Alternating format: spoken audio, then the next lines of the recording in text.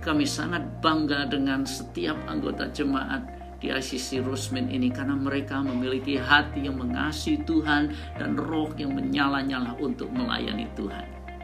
Buat saya ICC Rusmin itu seperti keluarga, yang dimana saya merasakan kehangatan, keharmonisan, yang membuat saya bisa melihat kebaikan Tuhan, melihat kesetiaan Tuhan di dalam jemaat ICC Rusmin ini. Setiap kali ibadah kami diberkati oleh pujian yang luar biasa yang diurapi oleh Tuhan, dan suasana ilahi, ada sukacita, damai sejahtera. Saya teringat di Efesus 2 ayat 19 yang mengatakan bahwa orang-orang percaya adalah anggota-anggota keluarga Allah. Itulah ICC Rusmin yang kami banggakan. Ayat ini berkata keluarga yang sehat rohaninya. Itu adalah dasar atau pilar daripada gereja yang bertumbuh dan berdampak. Dan visi yang kami miliki di tempat ini sesuai dengan pimpinan Tuhan adalah memuliakan Allah atau exalting God, mengasihi sesama, loving others, dan menjangkau dunia, reaching the world, atau disingkat dengan GLOW.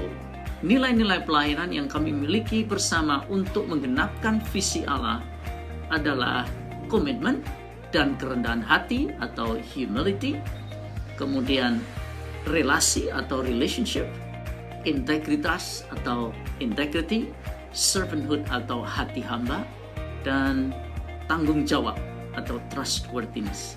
Jadi kalau disingkat adalah Christ. Karena kita diciptakan oleh gambar dan rupa Allah, maka kita memiliki potensi yang sangat luar biasa.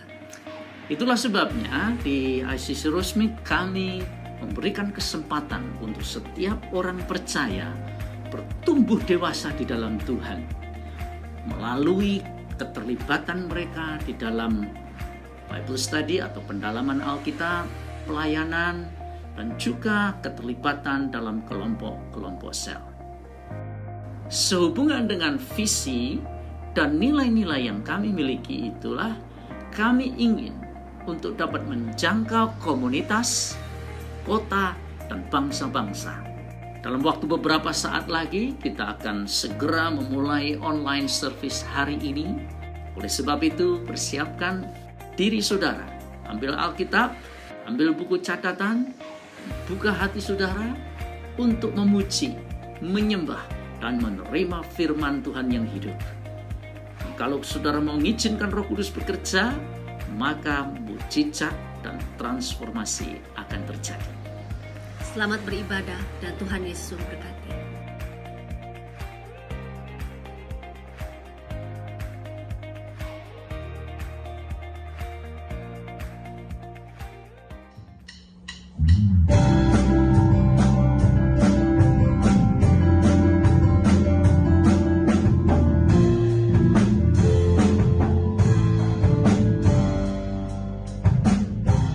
Tuhanlah kekuatan dan mazmurku,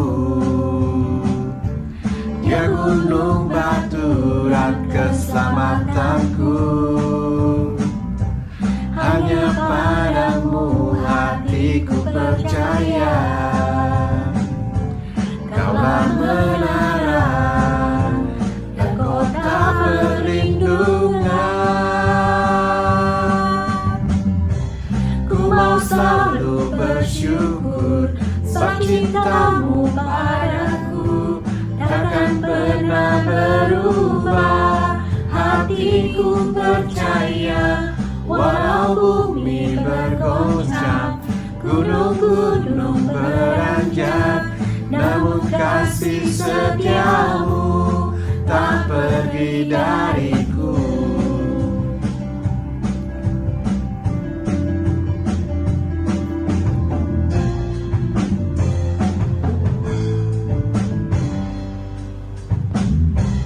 Tuhanlah kekuatan dan mazmurku, Dia gunung batu dan keselamatanku. Hanya padamu hatiku percaya,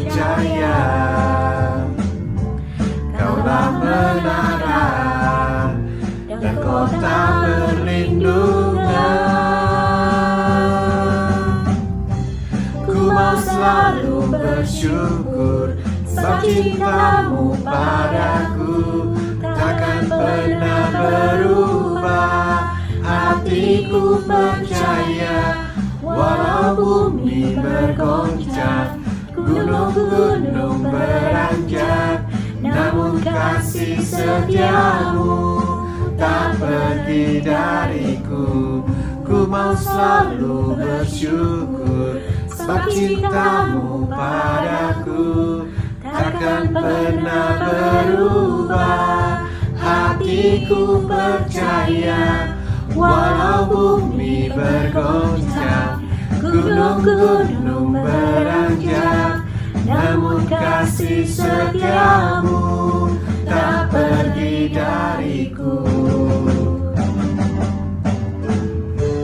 Ku mau selalu bersyukur, sebab cintamu padaku takkan pernah berubah. Hatiku percaya, walau bumi bergoncang, gunung-gunung beranjak, namun kasih setiamu tak pergi dariku. Ku mau selalu bersyukur, sebab cintamu padaku takkan pernah berubah. Hatiku percaya, walau bumi bergoncang, gunung-gunung beranjak, namun kasih setiamu tak pergi dariku. Kasih setiamu tak pergi dariku.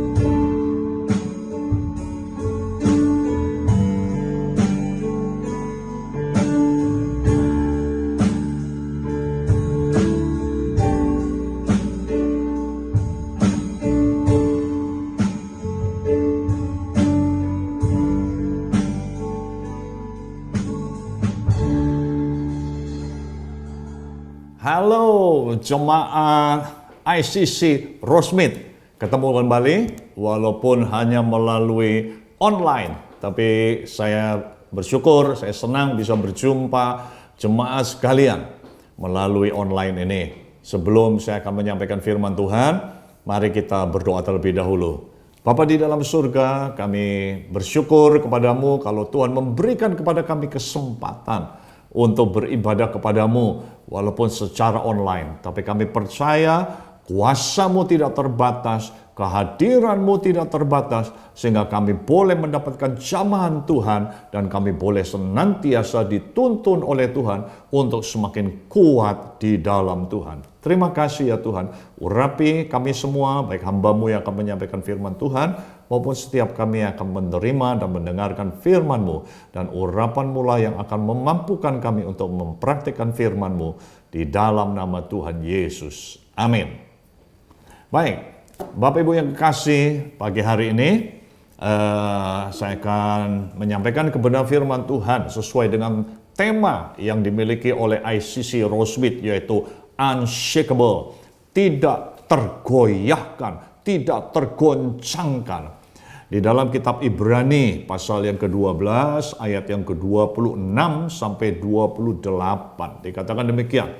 Waktu itu suaranya menggoncangkan bumi, tetapi sekarang ia memberikan janji, satu kali lagi aku akan menggoncangkan bukan hanya bumi saja, melainkan langit juga. Ungkapan satu kali lagi menunjukkan kepada perubahan pada apa yang dapat digoncangkan, karena ia dijadikan supaya tinggal tetap apa yang tidak tergoncangkan. Jadi, karena kita menerima kerajaan yang tidak tergoncangkan, marilah kita mengucap syukur dan beribadah kepada Allah menurut cara yang berkenan kepadanya dengan hormat dan takut. Firman Tuhan mengatakan digoncangkan. Jadi apa? Digoncangkan untuk menunjukkan apa? Menunjukkan adanya kerajaan yang tidak tergoncangkan. Saya pernah mendengar satu ilustrasi. Dia bilang gini, untuk membuktikan adanya satu botol Coca-Cola dari satu kerat. Satu kerat itu kalau di Indonesia ini 48 botol. Dari satu kerat 48 botol, yang ada satu yang tidak bisa pecah. Orang bilang banting proof, tahan banting, nggak akan pecah. Gimana caranya? Ya gampang caranya, jatuhin aja semua satu kerat katanya. Buar. Kalau yang lainnya pecah, tinggal satu yang tahan banting, ya itu yang akan kelihatan bahwa satu itu akan ketahuan. Satu botol ini adalah botol tahan banting atau banting proof gitu ya. Nah saudara, Tuhan melakukan goncangan satu kali lagi. Untuk apa? Untuk menunjukkan adanya kerajaan yang tidak tergoncangkan, yaitu kerajaan Allah. Sebuah bangunan anti gempa hanya bisa terbukti jika ada gempa, ya kan? Membuktinya kan gimana? Ya kalau ada gempa dia runtuh nggak? Ada yang menarik.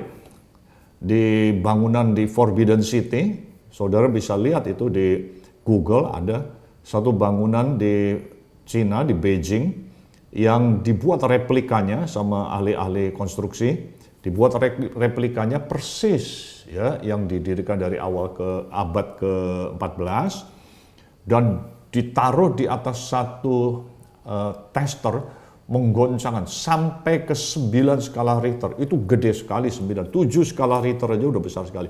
Digoncangkan begitu luar biasa, tidak roboh. Karena mereka konstruksinya, kaitan-kaitan pasaknya di kayu itu begitu kokoh, sehingga mereka tidak fleksibel, tidak membuat roboh. Dan terbukti memang bangunan itu selama 7 abad, 700 tahun, udah diuji lewat berbagai gempa yang terjadi di Beijing, tidak roboh sampai pada hari ini. Sungguh luar biasa. Saudara, untuk menunjukkan kerajaan yang tidak tergoncangkan, memang harus ada apa? Goncangan. Nah saudara, goncangan apa yang sedang terjadi pada masa kini? Ada banyak hal dari masalah teknologi, kemajuan teknologi yang sangat luar biasa pada hari-hari ini membawa perubahan besar pada zaman ini yang menyebabkan situasi yang disebut VUCA, ya, yang merupakan singkatan dari volatile, uncertain, complex, and ambiguous. Jadi keadaan yang nggak jelas semua, jadi nggak perubahannya begitu cepat, ya, dalam banyak hal, dari dunia perbankan, dari dunia shopping. Zaman dulu orang shopping ke mall, pergi, sekarang online, semua online. Bahkan lebih banyak yang online daripada yang langsung kita pergi ke shopping center atau shopping mall. Dan ini menunjukkan bahwa terjadi sebuah perubahan yang sangat besar. Amazon, orang dulu beli buku harus ke toko buku. Tapi hari ini hampir toko buku tutup. Mereka nggak bisa bertahan, toko buku. Publisher tetap jalan karena buku tetap dicari. Tetapi toko buku sudah sulit untuk bertahan. Bahkan IBM Watson menggunakan AI, ya, artificial intelligence. Sekarang AI sudah digunakan di mana-mana. Dunia perbankan pakai AI, marketing pakai AI, apa saja pakai AI, dunia hukum pakai AI. Sampai mengatakan ini ancaman buat kaum profesi, ya, orang-orang yang dalam profesi-profesi tertentu, mereka akan di shortcut, mereka akan berhadapan dengan kemampuan AI yang sedang bertumbuh di mana-mana, dan ini merupakan ancaman buat setiap kita, tetapi juga merupakan satu hal di mana kita harus menyiapkan diri untuk menghadapi masa depan yang betul-betul akan mengalami berbagai jenis perubahan, cryptocurrency dan lain sebagainya yang telah membuat banyak sekali perubahan di dalam dunia keuangan, dunia perbankan, ya. Dan kita tahu bahwa ya, karena itu saudara, kita juga perlu menyiapkan supaya menghadapi situasi-situasi seperti ini. Jangan sampai kita menjadi orang-orang yang tidak menyiapkan diri kita menghadapi perubahan yang sedang terjadi pada hari-hari ini. Di dalam 1 Tawari pasal yang ke-12 ayat 32 dikatakan ada Bani Isakar. Siapa itu Bani Isakar? Bani Isakar adalah orang yang mempunyai pengertian tentang saat-saat yang baik, sehingga mereka mengetahui apa yang harus diperbuat oleh orang Israel. 200 orang kepala dengan segala saudara sesukunya yang di bawah perintah mereka. Itu di dalam 1 Tawari 12 ayat yang ke-32. They had understanding of the times to know what Israel ought to do. Jadi mereka adalah orang-orang yang mengerti apa yang harus dilakukan pada timing yang tepat dengan cara yang tepat. Dan saudara, biarlah kemampuan seperti itu juga ada di dalam kehidupan kita sebagai orang-orang yang percaya. Kita tidak masa bodoh dengan sedang perubahan yang sedang terjadi pada hari-hari ini, tapi kita betul-betul minta pimpinan Roh Kudus apa yang harus kita lakukan menghadapi situasi ini. Karena goncangan sedang menimpa di mana-mana. Dunia bisnis sedang digoncangkan dengan berbagai, bahkan bisnis-bisnis yang dulunya udah begitu kuat, mereka goyang hampir, bahkan sebagian di antara mereka ada yang kolaps karena mereka tidak bisa mengikuti perubahan yang ada, ya. Dan dunia profesional juga mengalami banyak perubahan. Orang-orang yang tidak punya kemampuan di dalam komputer, dalam dunia digital, mereka tersisihkan, mereka tersingkirkan.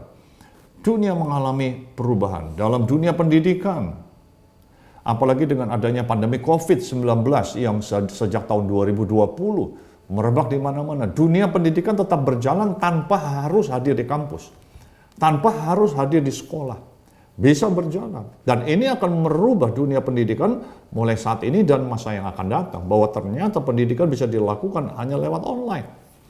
Dunia militer juga mengalami perubahan karena semua teknologi sekarang tidak mengandalkan lagi kekuatan banyaknya manusia, tetapi kekuatan teknologi. Siapa yang menguasai teknologi lebih hebat, maka dia yang punya potensi kemampuan untuk memenangkan peperangan.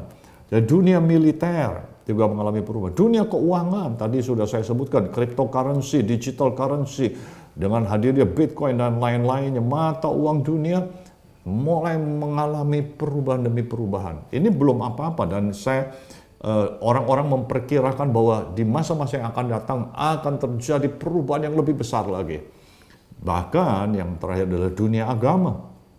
Ada banyak orang yang sekarang akhirnya tidak percaya Tuhan, ateis. Jangan kaget kalau ada orang-orang tokoh-tokoh yang dulunya begitu bersuara begitu luar biasa di dalam kekristenan, tahu-tahu dia bisa meninggalkan Tuhan. Kegoncangan iman sedang terjadi hari-hari ini.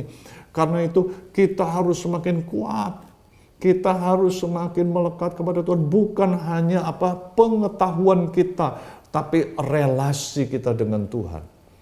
Jadi bukan hanya gnosis, pengetahuan, tapi juga epignosis, yaitu pengalaman kita bersama Tuhan, relasi kita bersama dengan Tuhan. Nah, bahkan ada yang meramalkan, ya ini saya katakan ini sebagai ramal, ini bukan nubuatan. Ada yang meramalkan bahwa di tahun 2030, computer will become more intelligent than humans. Kemajuan teknologi akan lebih smart, lebih intelijen daripada kemampuan manusia. Kenapa? Karena semuanya bisa ditaruh di dalam komputer dan mereka bergerak begitu cepat. Nah, itulah artificial intelligence dan lain sebagainya. Nah, kemajuan teknologi ini yang mau digunakan oleh antikris, sesuai dengan di dalam Wahyu pasal yang ke-13, kita tahu bahwa kemajuan antikris akan menguasai teknologi. 3 hal yang di dalam Wahyu pasal 13 ayat 12 sampai 18. Antikris menguasai 3 hal utama, yaitu agama, yang kedua teknologi, yang ketiga keuangan atau perdagangan. Jadi kita tahu bahwa antikris akan menguasai 3 ini. Jadi jelas antikris mau menguasai teknologi, menggunakan teknologi untuk menguasai dunia. Tapi berita baiknya tidak akan pernah berhasil. Antikris tidak akan pernah berhasil menguasai dunia. Karena apa? Ada kerajaan yang tidak tergoncangkan, yaitu kerajaan Yesus Kristus Tuhan.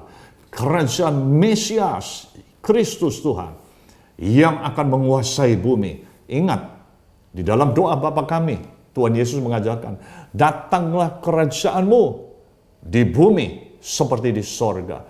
Jadi kerajaan Allah akan dihadirkan di atas bumi. Bumi tidak dikuasai oleh antikris, tapi bumi akan dikuasai oleh anak-anak Tuhan, kerajaan Allah. Nah, karena itu sebagai umat Tuhan yang hidup di tengah-tengah yang sedang mengalami perubahan besar ini, sedang mengalami kegoncangan ini, apa yang harus kita lakukan? Kita harus belajar. Satu keadaan di mana bangsa Israel mengalami satu perubahan yang luar biasa juga, yaitu pada waktu zaman Yosua. Pada zaman Yosua, mereka mengalami, bangsa Israel di bawah kepemimpinan Yosua, mereka mengalami 5 perubahan besar. Apa saja? Yaitu pertama, matinya Musa, pemimpin senior mereka, pemimpin karismatiknya mereka, pemimpin yang berkarisma. Musa meninggal, diangkat Tuhan. Mereka kehilangan figur pemimpin pada waktu itu. Yang kedua, tidak ada lagi tiang awan dan tiang api. Pada zaman Musa ada tiang awan, tiang api, yang kalau tiang awan itu bergerak, mereka akan mengikuti. Tapi pada zaman Yosua, tidak ada lagi tiang awan, tiang api. Jadi mereka tidak bisa lagi melihat dengan kasat mata. Mereka membutuhkan kepekaan yang lebih tinggi untuk mengikuti tuntunan Roh Kudus. Yang ketiga, perubahan apa yang terjadi? Tidak ada lagi suplai mana. Selama 40 tahun di padang gurun, Tuhan mensuplai mereka dengan mana, roti surgawi. Tetapi pada waktu zaman Yosua, mana berhenti. Tidak ada lagi, mereka harus makan dari apa yang dihasilkan dari tanah Kanaan. Jadi, tidak ada suplai makanan lagi. Yang keempat, mereka harus melewati Sungai Yordan ke satu wilayah yang baru, wilayah daerah Kanaan. Dan yang kelima, harus menghadapi musuh raksasa-raksasa. Saudara bisa bayangkan, udah kehilangan pemimpin, tidak ada tiang awan, tiang api, tidak ada suplai bahan pokok makanan lagi. Mereka harus melewati sungai yang besar, yaitu sungai Yordan, dan mereka harus berhadapan dengan raksasa-raksasa, dengan kota yang berkubu. Saudara, di tengah-tengah perubahan yang seperti itu, Tuhan memberikan janji, Tuhan memberikan pernyataan, Tuhan memberikan cara kepada Yosua, yaitu dalam Yosua pasal 1 ayat yang ke-8. Dikatakan demikian, janganlah engkau lupa memperkatakan kitab Taurat ini, tetapi renungkanlah itu siang dan malam, supaya engkau bertindak hati-hati sesuai dengan segala yang tertulis di dalamnya. Sebab dengan demikian perjalananmu akan berhasil dan engkau akan beruntung. Saudara, di tengah-tengah Yosua dan bangsa Israel menghadapi perubahan besar, Tuhan nggak bilang gini, engkau hati-hati ya, engkau harus lakukan ini ya. Bukan. Tuhan cuma bilang gini, jangan kau lupa memperkatakan kitab Taurat ini. Jangan lupa perkatakan kitab Taurat ini. Renungkan itu siang dan malam. Renungkan itu siang malam. Dan bertindak hati-hati sesuai yang tertulis dalamnya. Maka kalau engkau lakukan 3 hal ini, maka engkau manapun engkau pergi, engkau akan berhasil. Walaupun sudah menghadapi perubahan yang besar, engkau harus lakukan ini. Itu yang dipesankan Tuhan kepada bangsa Israel di bawah kepemimpinan Yosua pada saat mereka mengalami perubahan besar. Pada saat mereka mengalami guncangan yang besar. Itu yang dipesankan oleh Tuhan kepada bangsa Israel. Nah, saya percaya hal yang sama Tuhan juga pesankan buat setiap kita yang hidup di akhir zaman ini, di abad ke-21 ini. Kita juga jangan sampai lupa memperkatakan kitab Taurat. Saudara, janganlah engkau lupa. Jadi seringkali kita bilang ini, aduh saya lupa. Nah, Tuhan ngingetin, jangan lupa untuk yang ini. Karena ini penting. Saudara, kalau saya mau pergi kemana-mana, dulu waktu masih anak-anak masih kecil, saya suka bilang, jangan lupa ya, nanti begini ya, jangan lupa ya. Apa yang saya pesankan itu adalah sesuatu yang penting. Kalau enggak, ngapain saya sampai wanti-wanti seperti itu. Dan apa yang Tuhan pesankan kepada Yosua, ini merupakan satu yang penting. Jangan lupa ya. Jangan lupa apa? Yaitu yang pertama, jangan lupa artinya harus diulang-ulang. Harus diulang-ulang. Di-remind. Diingatkan kembali. Diulangi kembali. Saudara, jangan sekali kita pernah membaca Alkitab atau kita pernah berdoa, bukan berarti kita sudah selesai semuanya. Tidak, kita terus perlu mengulang. Kita terus remind. Karena pada dasarnya kalau kita tidak mengulangi, kita cenderung lupa. Nah, melawan lupa caranya kita harus terus mengulang. Jangan bosan-bosannya. Sekali kita ngomong bukan berarti sudah selesai. Itu sebabnya kita perlu membaca firman Tuhan setiap hari. Kita remind kembali. Kita di-remind kembali akan kebenaran firman, akan janji Tuhan. Karena kita manusia pada dasarnya kita suka lupa. Kita cenderung lupa. Apa yang tidak kita ingatkan berkali-kali, kita pasti lupa kok. Produk apa saja yang kalau tidak ada iklannya, tidak gencar, maka kita pasti akan lupa. Sekejap kita akan lupa. Tapi kalau iklannya masih terus-menerus dimunculkan, maka kita akan selalu ingat. Demikian juga dalam kebenaran firman Tuhan. Kita harus ingat akan Tuhan dan firman-Nya. Baca firman menjadi hal yang penting. Jadi 4 steps to bring presence of God in volatility. Bagaimana membawa kehadiran Tuhan dalam hidup kita menghadapi goncangan yang sedang terjadi. Yang pertama, ulangi.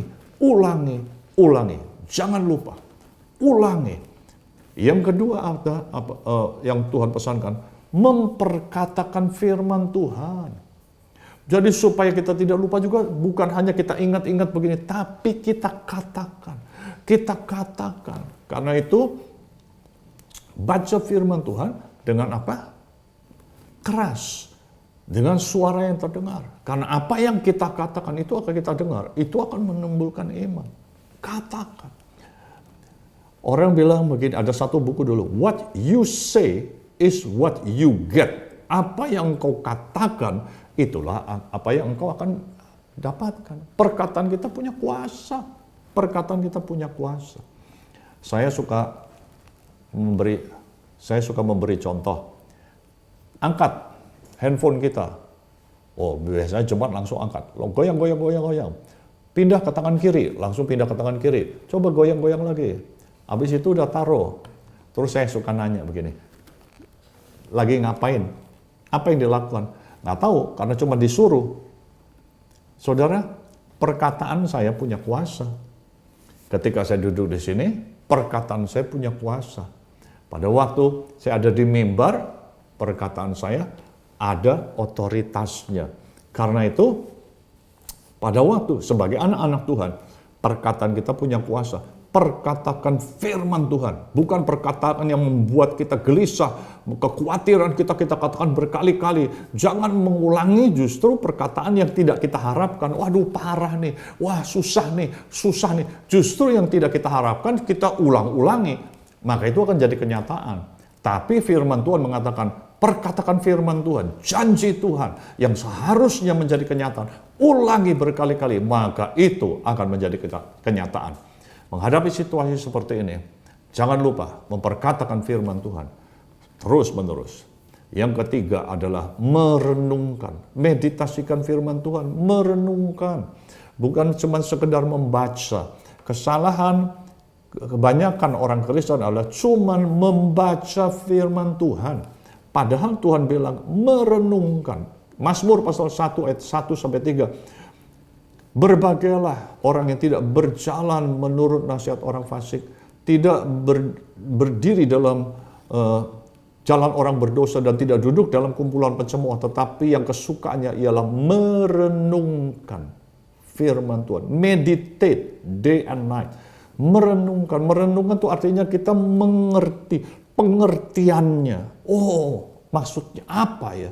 Pengertiannya. Ketika kita merenungkan kebenaran firman, kita dapat pengertiannya. Nah, itu yang menjadi pegangan dalam kehidupan kita. Itu yang akan menjadi jalan yang Tuhan berikan, yang Tuhan tunjukkan buat kita lakukan.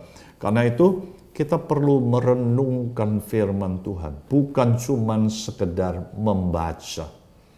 Ajaib sekali. Janji Tuhan itu ajaib. Alkitab itu ajaib. Renungan kebenaran firman Tuhan. Karena proses perenungan itulah yang akan membuat kristalisasi akan kebenaran firman Tuhan terjadi dalam hidup kita. Renungkan kebenaran firman Tuhan. Dan yang terakhir adalah melakukan firman Tuhan. Praktekkan. Hasil apa yang kita dapat dari setiap perenungan. Praktekkan dengan sungguh-sungguh. Kita praktekkan. Maka pada waktu kita mempraktikkan firman Tuhan, kita akan lihat powernya, kita akan lihat kuasanya. Karena kuasa di balik firman Tuhan baru akan kelihatan ketika kita lakukan. Saudara percayalah, ada banyak sekali kesaksian yang saya bisa sampaikan, yang mungkin juga saudara-saudara alami semua.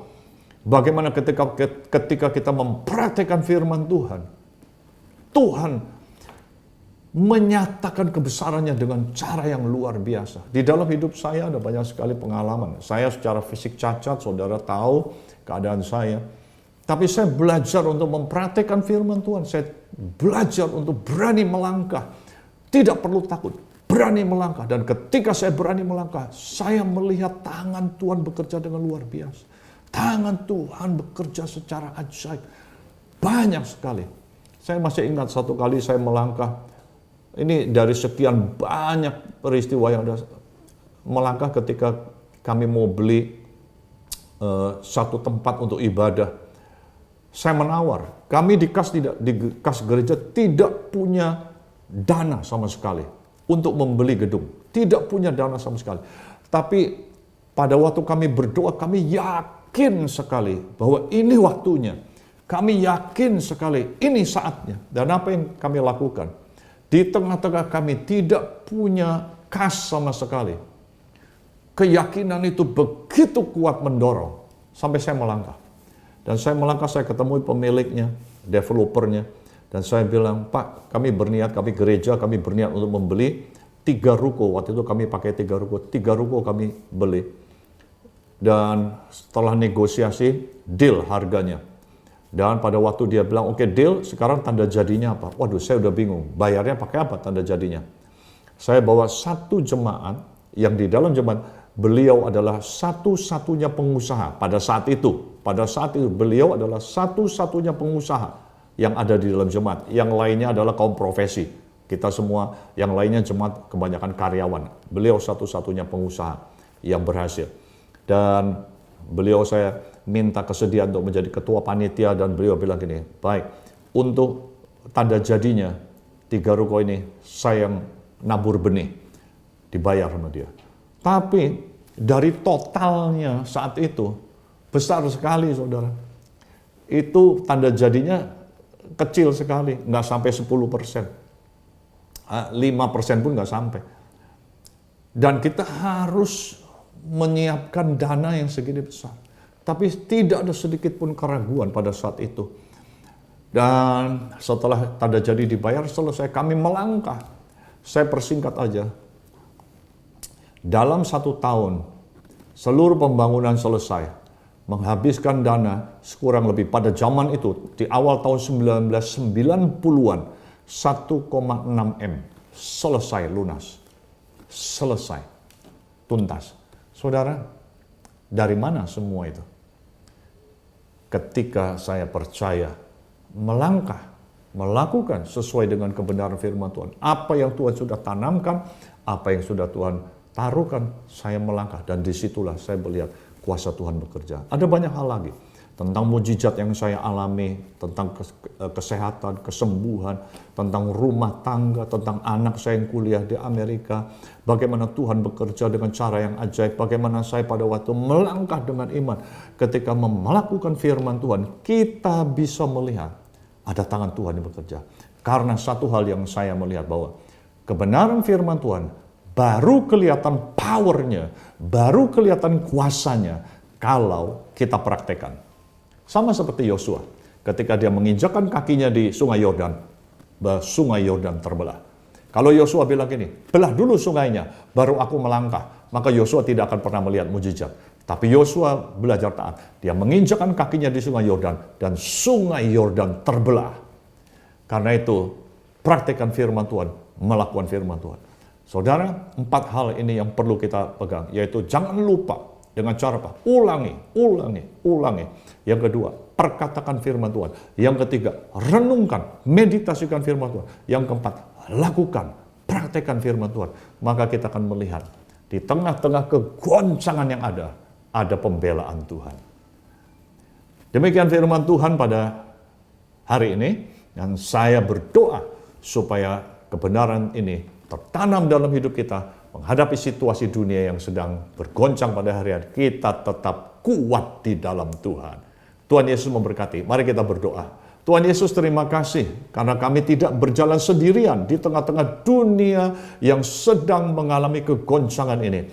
Engkau selalu menuntun kami, Engkau Allah Immanuel, Allah yang menyertai kami.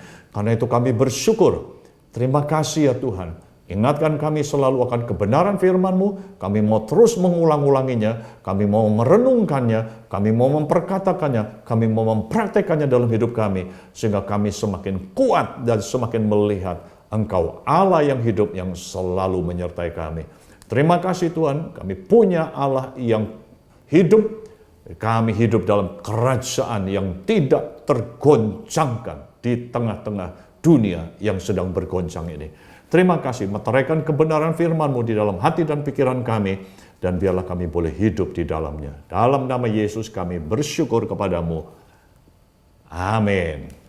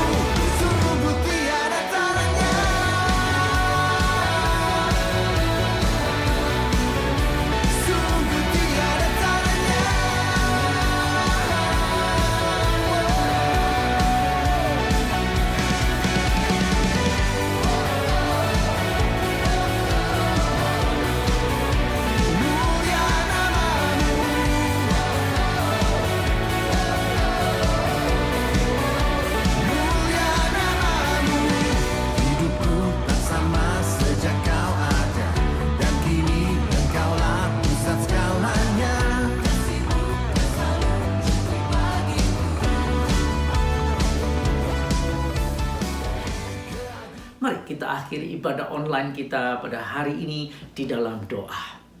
Tuhan Yesus, hamba mengucap syukur bahwa kesaksian firman yang hidup itu terjadi dalam kehidupan umat-Mu. Kami mengucap syukur bahwa Engkau tetap mengadakan mujizat sampai saat ini. Biarlah Tuhan, hamba berdoa saat ini untuk setiap anak-anak-Mu. Apapun yang mereka alami, berikan mereka kemenangan. Yang sakit Tuhan sembuhkan, yang lemah Tuhan kuatkan, yang letih Tuhan segarkan. Di dalam nama Yesus. Jemaat yang terkasih, mari kita terima berkat Tuhan. Terimalah damai sejahtera yang daripada Allah Bapa, kasih yang di dalam Yesus Kristus, dan persekutuan yang manis dengan Roh Kudus menyertai kita dari hari ini sampai Yesus datang kembali. Maranatha, semua yang mengasihi Tuhan katakan amin.